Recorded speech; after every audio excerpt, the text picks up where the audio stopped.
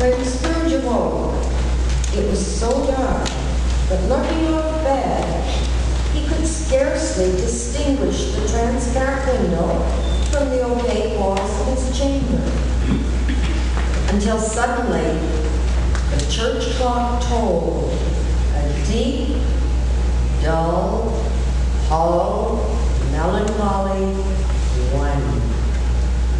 Light flashed up in the room upon the instant, and the curtains of his bed were drawn aside by a strange figure, like a child, yet not so like a child as like an old man, viewed through some supernatural medium, which gave him the appearance of having receded from the view and being diminished to a child's proportions. Its hair, which hung about its neck and down its back, was white as if with age, and yet the face had not a wrinkle in it, and the tenderest bloom was on the skin. It held a branch of fresh green holly in its hand, and, in singular contradiction of that wintry emblem, it had its dress trimmed with summer flowers. But the strangest thing about it was that from the crown of its head there sprung a clear, bright jet of light, by which all this was visible, and which was doubtless the occasion of its using in its duller moments a great extinguisher for a cap, which it now held under its arm. Are you the spirit, sir, whose coming was foretold to me? I am. Who and what are you? I am the ghost of Christmas past. Long past? No, your past. Things that you will see with me are shadows of the things that have been. They will have no consciousness of us. Rise and walk with me. It would have been in vain for Scrooge to plead that the weather and the hour were not adapted to pedestrian purposes. The bed was warm, and the thermometer a long way below freezing. That he was clad but lightly in his slippers, dressing gown, and nightcap, and that he had a cold upon him at the time.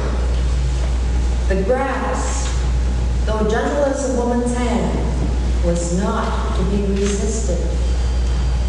He rose, but finding that the spirit made towards the window, he clasped its robe in supplication.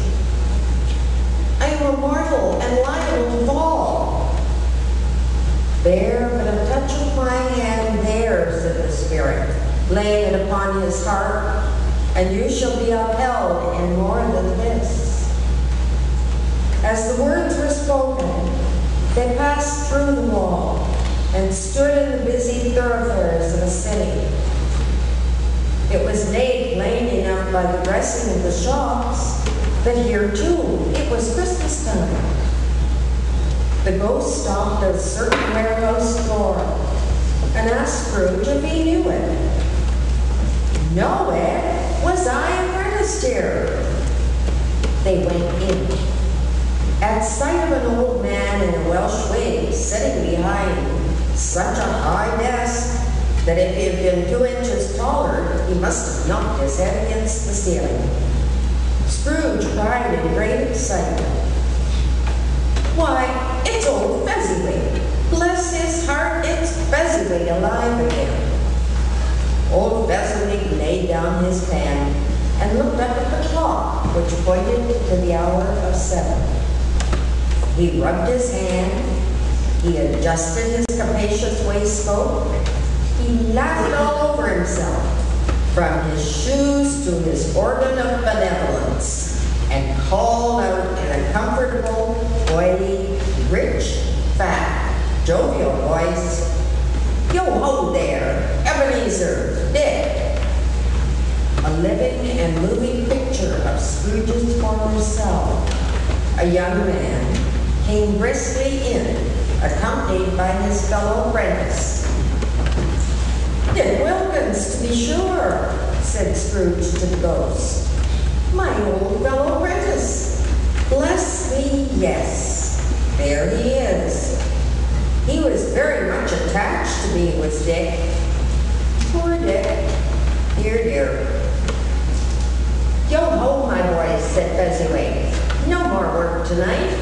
Christmas Eve, Dick. Christmas, Ebenezer. Let's have the shutters up before a man can say Jack Robinson. Clear away, my lads, and let's have lots of room here." Clear away?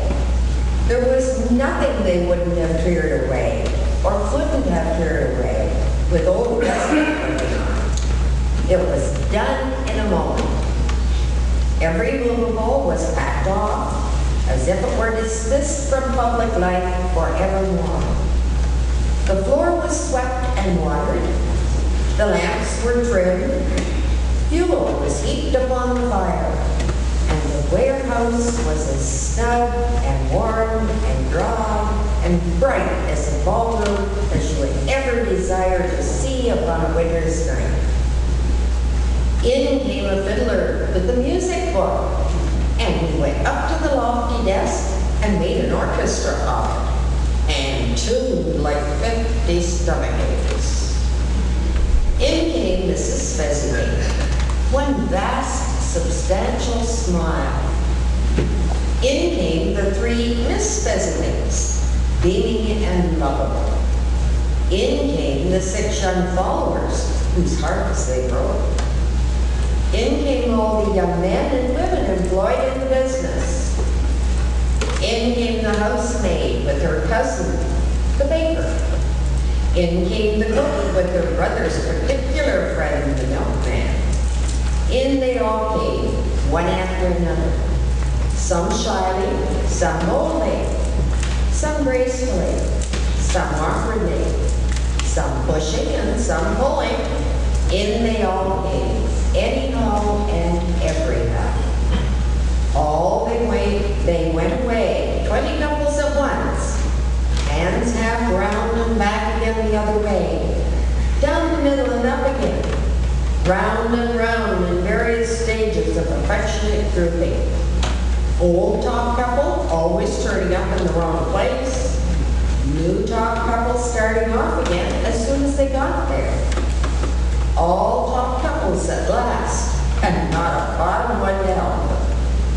When this result was brought about, old Fezziwig, clapping his hands to stop the dance, cried out, "Well done!"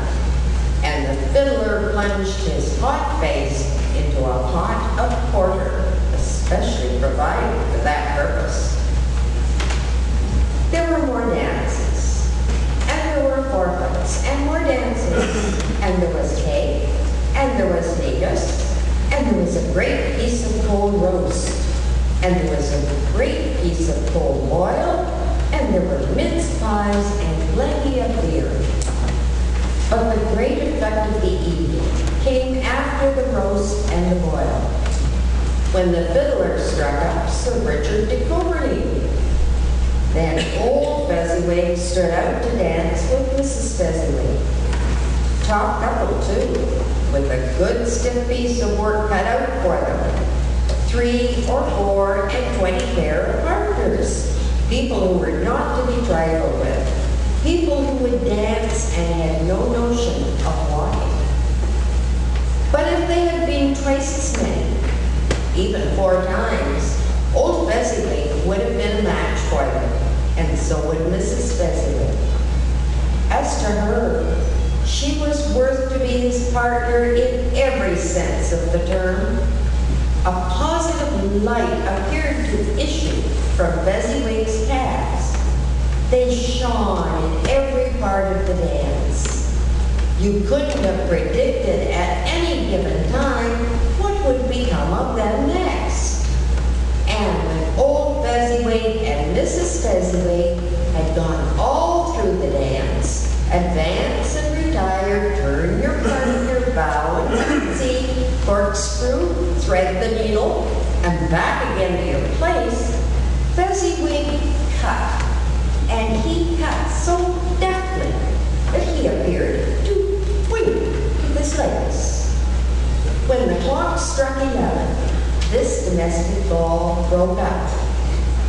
Mr. and Mrs. Fezziwig took their stations, one on either side of the door, and shaking hands with every person individually as he or she went out, wished him or her a Merry Christmas. When everybody had retired but the two prentices, they did the same to them, and thus the cheerful voices died away, and the lads were left to their beds, which were under a counter in the back of the shop. A small matter, said the ghost, to make these silly folks so full of gratitude. He has spent but a few pounds of your mortal money, 3 or 4 perhaps. Is that so much that he deserves this praise? It isn't that, said Scrooge, heated by the remark and speaking unconsciously like his former and not his latter self. It isn't that, Spirit. He has the power to render us happy or unhappy, to make our service light or burdensome, a pleasure or a toil. Say that his power lies in words and looks, in things so slight and insignificant that it is impossible to add and count them up. What then?